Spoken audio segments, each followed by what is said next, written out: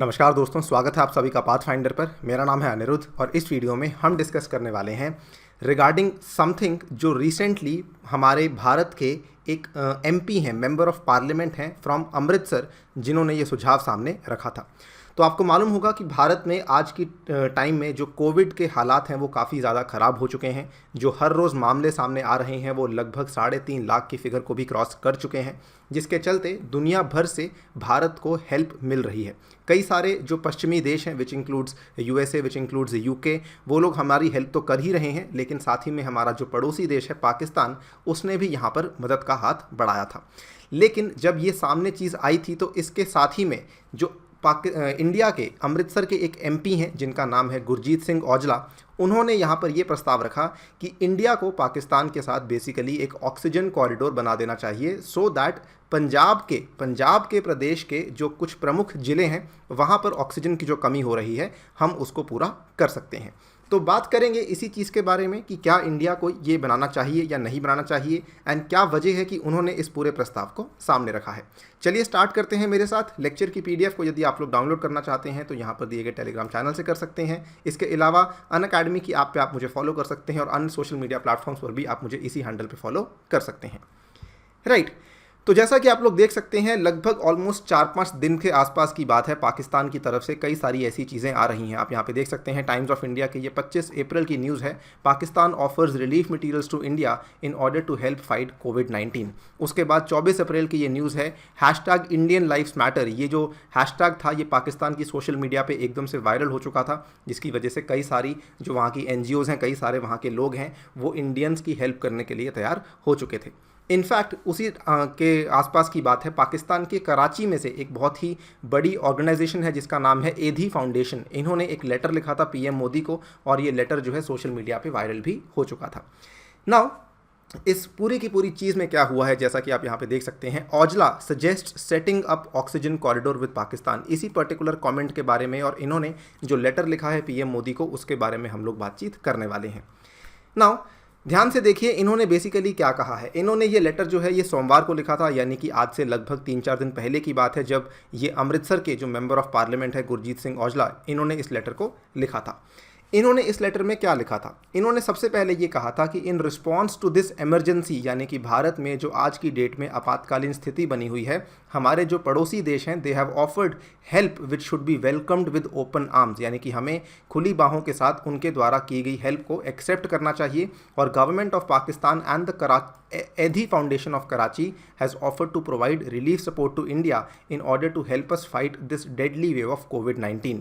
ये वाली चीज़ इनके द्वारा लिखी गई थी। अब ऐसा इन्होंने क्यों कहा है इसको समझ लेते हैं। देखिए, सबसे पहले इन्होंने कहा कि मैं अमृतसर के होली सिटी को बिलोंग करता हूं, जो कि इंडिया पाकिस्तान इंटरनेशनल बॉर्डर के ऊपर लोकेटेड है। आई थिंक ये आप सभी को मालूम होगी बात कि इंडिया का जो सबसे फेमस वाघा अटारी बॉर्डर है वो भी अमृतसर के शहर से बिल्कुल पास में ही पड़ता है। और इसी तरीके से हम कह सकते हैं कि अमृतसर का जो शहर है ये बिल्कुल हमारे इंडिया पाकिस्तान के अंतर्राष्ट्रीय बॉर्डर के पास ही पड़ता है। अब यहाँ पर क्या है कि अमृतसर में जो सबसे नियरेस्ट ऑक्सीजन प्लांट है वो पानीपत हरियाणा में लोकेटेड है। तो अमृतसर और पानीपत के बीच की जो दूरी है वो लगभग 350 किलोमीटर की दूरी है। अगर बात करें कि सबसे नियरेस्ट ऑक्सीजन प्लांट वहाँ का पाकिस्तान का कौन सा है, तो वो है आपका लाहौर पाकिस्तान का, जो कि मात्र 50 किलोमीटर की दूरी पर है। यानी कि जैसे ही आप बॉर्डर क्रॉस करते हैं विद इन 1 आवर आप पाकिस्तान के लाहौर शहर में पहुँच जाते हैं और वहाँ पर आपको मिल जाता है ऑक्सीजन का प्लांट।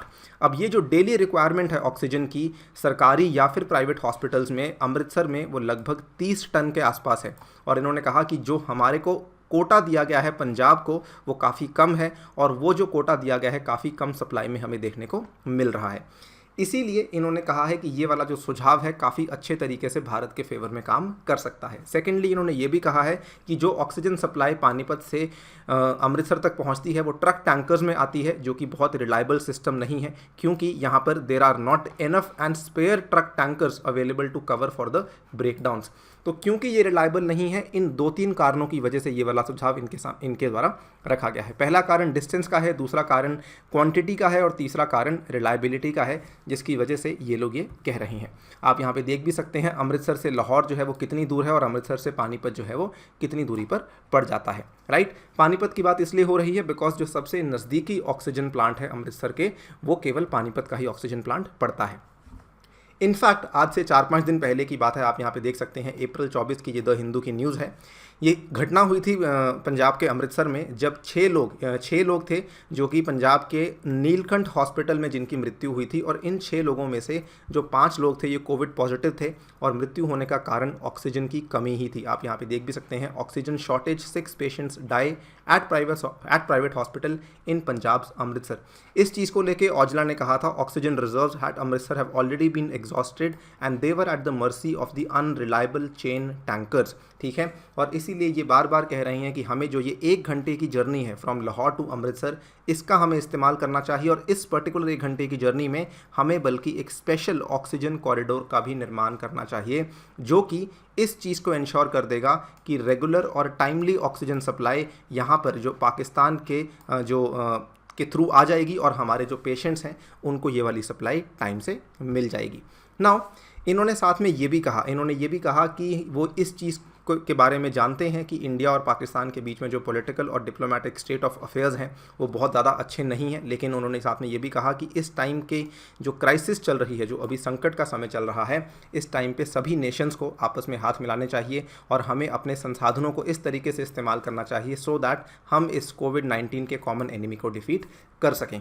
आप यहाँ पे देख सकते हैं, इन्होंने इस चीज़ को भी एक्नॉलेज करते हुए कहा कि अगर इंडिया पाकिस्तान को मुसीबत के टाइम में वैक्सीन्स प्रोवाइड कर सकता है तो इसमें क्या गलत है। अगर पाकिस्तान आज हमारी हेल्प करना चाहता है तो हम पाकिस्तान से हेल्प क्यों नहीं ले रहे हैं।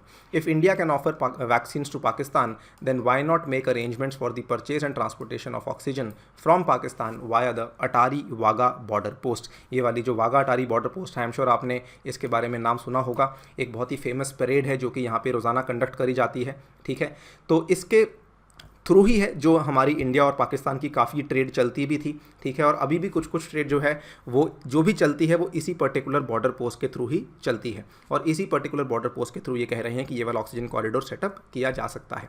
आपको मालूम होगा आज से लगभग 1 महीना पहले ये वाले एफर्ट्स शुरू हो चुके थे, जब इंडिया और पाकिस्तान के बीच में जो आपसी पीस टॉक्स हैं वो शुरू हो चुकी थी, और ये भी चीज़ सामने आई थी कि UAE यहाँ पर इन दोनों के बीच में इस पीस टॉक्स को मॉडरेट कर रहा है। UAE इन दोनों के बीच में इस पीस टॉक्स को एक तरीके से ब्रोकर कर रहा है।